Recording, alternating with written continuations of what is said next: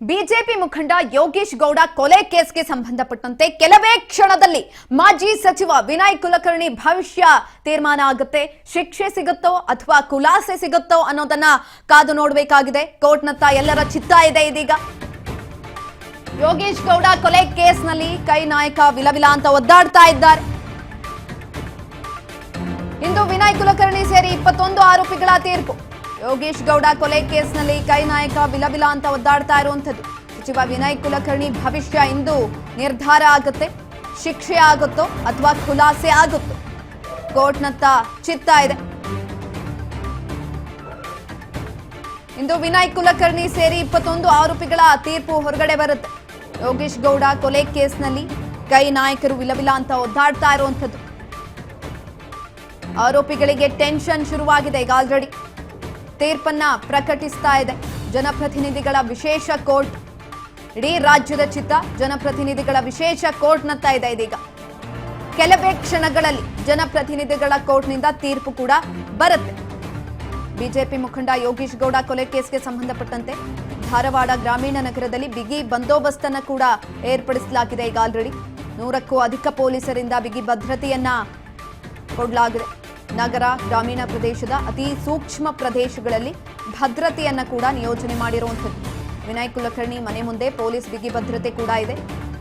ಗ್ರಾಮೀಣ ಕ್ಷೇತ್ರದ ಕೆಲ ಗ್ರಾಮಗಳಲ್ಲಿ ಖಾಕಿ ಕಟ್ಟೆಚ್ಚರವನ್ನ ಕೂಡ ವಹಿಸಿದೆ. ಈಗ ಆಲ್ರೆಡಿ ನೋಡಿ, ಇಡೀ ರಾಜ್ಯದ ಕುತೂಹಲವನ್ನ ಕೆರಳಿಸಿರುವಂತಹ ಧಾರವಾಡದ ಜಿಲ್ಲಾ ಪಂಚಾಯತ್ ಸದಸ್ಯ ಯೋಗೇಶ್ ಗೌಡ ಹತ್ಯೆ ಪ್ರಕರಣದ ಅಂತಿಮ ತೀರ್ಪು ಇನ್ನೇನು ಕೆಲವೇ ಕ್ಷಣಗಳಲ್ಲಿ ಹೊರಗಡೆ ಕೂಡ ಬೀಳುತ್ತೆ. ಕಳೆದ 10 ವರ್ಷಗಳಿಂದ ಕಾನೂನು ಹೋರಾಟದ ಹಾದಿಯಲ್ಲಿದ್ದಂತಹ ಈ ಒಂದು ಪ್ರಕರಣದಲ್ಲಿ ಇಂದು ಅಂತಿಮ ತೀರ್ಪು ಹೊರಬೀಳುವಂತಹ ಸಾಧ್ಯತೆ ಇರುವಂಥದ್ದು. ಕಾಂಗ್ರೆಸ್ ಶಾಸಕ ವಿನಯ್ ಕುಲಕರ್ಣಿ ಸೇರಿದಂತೆ 21 ಆರೋಪಿಗಳ ಭವಿಷ್ಯ ಇಂದು ತೀರ್ಮಾನ ಆಗತ್ತೆ. ವಿನಯ್ ಕುಲಕರ್ಣಿ ಅವ್ರಿಗೆ ಶಿಕ್ಷೆ ಆಗುತ್ತೋ ಅಥವಾ ಖುಲಾಸೆ ಸಿಗುತ್ತೋ, ಈಗ ಆಲ್ರೆಡಿ ಅವರು ಕೂಡ ಕೋರ್ಟ್ನತ್ತ ತಮ್ಮ ಚಿತ್ತವನ್ನ ಇಟ್ಕೊಂಡಿದ್ದಾರೆ. ಏನಾಗುತ್ತೆ ಅನ್ನೋದನ್ನ ಕಾದು ನೋಡಬೇಕಾಗಿದೆ. ಈ ಪ್ರಕರಣದ ಎಲ್ಲೋ ಒಂದು ಕಡೆ ಈ ಪ್ರಕರಣವನ್ನು ನಾವು ಏನಾಗಿತ್ತು ಅನ್ನೋದನ್ನ ನೋಡ್ತಾ ಹೋಗೋದಾದ್ರೆ 10 ವರ್ಷಗಳ ಹಿಂದೆ ನಡೆದಿದ್ದಂಥದ್ದು. ಇದು ಆರಂಭವಾಗಿದ್ದಂಥದ್ದು 2016ರ ಜೂನ್ 15ರಂದು ಈ ಒಂದು ಪ್ರಕರಣ ನಡೆದಿರುತ್ತೆ. ಧಾರವಾಡದ ಸಪ್ತಾಪುರದಲ್ಲಿರುವಂತಹ ತಮ್ಮದೇ ಆದ ಜಿಮ್ನಲ್ಲಿ ಯೋಗೇಶ್ ಗೌಡ ಅವರನ್ನ ಬರ್ಬರವಾಗಿ ಕೊಲೆ ಮಾಡಲಾಗಿತ್ತು. ಆ ಸಂದರ್ಭದಲ್ಲಿ ಆ ಕೇಸ್ಗೆ ವಿನಯ್ ಕುಲಕರ್ಣಿ ಅವರ ಹೆಸರು ಕೂಡ ಕೇಳಿ ಬಂದಿತ್ತು. ಹಾಗಾಗಿ ಕೋರ್ಟ್ ಮೊರೆ ಹೋಗಿದ್ದಂಥದ್ದು. ಇದೀಗ ಇದರ ಭವಿಷ್ಯ ಕೂಡ ತೀರ್ಮಾನ ಆಗತ್ತೆ ಎಂದು ಜನಪ್ರತಿನಿಧಿಗಳ ವಿಶೇಷ ನ್ಯಾಯಾಲಯದಲ್ಲಿ ಇಂದು ಈ ಕುರಿತಾಗಿ ತೀರ್ಪು ಕೂಡ ಹೊರಗಡೆ ಬರುತ್ತೆ. ಅದರ ಜೊತೆಗೆ 21 ಆರೋಪಿಗಳ ತೀರ್ಪು ಕೂಡ ಹಿಂದೆ ಹೊರಗಡೆ ಬರುವಂಥದ್ದು. ಆರಂಭದಲ್ಲಿ ಎಲ್ಲೋ ಒಂದ್ ಕಡೆ ಇದು ಸ್ಥಳೀಯ ಪೊಲೀಸರು ಏನಂತ ಹೇಳಿದ್ರು ಅಂದ್ರೆ ಎಲ್ಲೋ ಜಮೀನು ವಿಚಾರಕ್ಕೆ ಸಂಬಂಧಪಟ್ಟಂತೆ ಆಗಿರುವಂತಹ ಗಲಾಟೆ ಅಂತ ಹೇಳಿದಂಥದ್ದು. ಅದಾದ ನಂತರ ಈ ಒಂದು ಪ್ರಕರಣದಲ್ಲಿ ಹೋಗ್ತಾ ಹೋಗ್ತಾ ಟ್ವಿಸ್ಟ್ಗಳು ಸಿಗ್ತಾ ಹೋಯಿತು. ಟ್ವಿಸ್ಟ್ಗಳಲ್ಲಿ ಹೆಸರು ಸಿಗಾಕೊಂಡಿದ್ದಂಥದ್ದು ವಿನಯ್ ಕುಲಕರ್ಣಿ ಅವರ ಹೆಸರು. ಹಾಗಾಗಿ ಕೋರ್ಟ್ ಮೊರೆ ಹೋಗಿದ್ದಂಥದ್ದು. ಇಂದು ಭವಿಷ್ಯ ಕೂಡ ತೀರ್ಮಾನ ಆಗತ್ತೆ. ವಿನಯ್ ಕುಲಕರ್ಣಿ ಸೇರಿ 21 ಆರೋಪಿಗಳ ತೀರ್ಪು ಇಂದು ಹೊರಗಡೆ ಬರುವಂಥದ್ದು.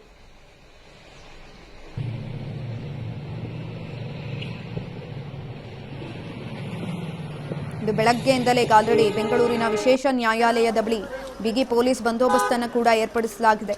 ವಿನಯ್ ಕುಲಕರ್ಣಿ ಅವರು ತಮ್ಮ 2 ಪುತ್ರಿಯರೊಂದಿಗೆ ನ್ಯಾಯಾಲಯಕ್ಕೆ ಕೂಡ ಹಾಜರಾಗಿದ್ದಾರೆ. ಜೊತೆಯಲ್ಲಿ ಅವರು ಕೂಡ ಹೇಳಿಕೆಯನ್ನು ಕೊಟ್ಟಿರೋದ್ರಿಂದ ನನಗೆ ನ್ಯಾಯಾಲಯದಲ್ಲಿ ನಂಬಿಕೆ ಇದೆ, ತೀರ್ಪಿನ ಮೇಲೆ ನನಗೆ ನಂಬಿಕೆ ಇದೆ ಅನ್ನುವಂಥ ಹೇಳಿಕೆಯನ್ನು ಕೊಟ್ಟು 2 ಪುತ್ರಿಯರೊಂದಿಗೆ ಕೋರ್ಟ್ಗೆ ಹಾಜರಾಗಿದ್ದಾರೆ. ಸ್ವತಃ ವಿನಯ್ ಕುಲಕರ್ಣಿ ಅವರು ಕೊಟ್ಟಿರುವಂತಹ ಸ್ಟೇಟ್ಮೆಂಟ್. ನ್ಯಾಯಾಲಯದ ಮೇಲೆ ನನಗೆ ನಂಬಿಕೆ ಇದೆ, ನ್ಯಾಯದ ಮೇಲೂ ಕೂಡ ನನಗೆ ನಂಬಿಕೆ ಇದೆ ಅಂತ ಹೇಳಿದ್ದಾರೆ. ಹಾಗಾಗಿ ಎಲ್ಲೋ ಒಂದು ಕಡೆ ಪರೋಕ್ಷವಾಗಿ ತೀರ್ಪು ನಮ್ಮ ಕಡೆ ಆಗತ್ತೆ ಅಂತ ಕೂಡ ಹೇಳಿರುವಂಥದ್ದು.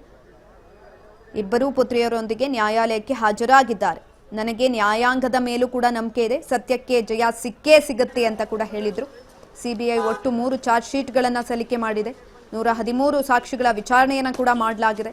ಇದರಲ್ಲಿ 40ಕ್ಕೂ ಹೆಚ್ಚು ಸಾಕ್ಷಿಗಳು ಸೆಕ್ಷನ್ 164ರ ಅಡಿ ಮ್ಯಾಜಿಸ್ಟ್ರೇಟ್ ಮುಂದೆ ರಹಸ್ಯ ಹೇಳಿಕೆಗಳನ್ನು ಕೂಡ ಕೊಡಲಾಗಿದೆ. ಇದೆಲ್ಲವನ್ನ ಗಮನಿಸಿ ಇಂದು ಜನಪ್ರತಿನಿಧಿಗಳ ವಿಶೇಷ ನ್ಯಾಯಾಲಯ ತೀರ್ಪನ್ನು ಕೂಡ ಪ್ರಕಟ ಮಾಡುತ್ತೆ. ಇದೆಲ್ಲವನ್ನ ಆಲಿಸಿದ ವಾದ ಪ್ರತಿವಾದವನ್ನ ಆಲಿಸಿದ ನಂತರ ವಿನಯ್ ಕುಲಕರ್ಣಿ ಅವರಿಗೆ ಶಿಕ್ಷೆ ಆಗುತ್ತೋ ಅಥವಾ ಖುಲಾಸೆ ಆಗುತ್ತೋ ಅನ್ನೋದನ್ನ ಕಾದು ನೋಡಬೇಕಾಗಿದೆ.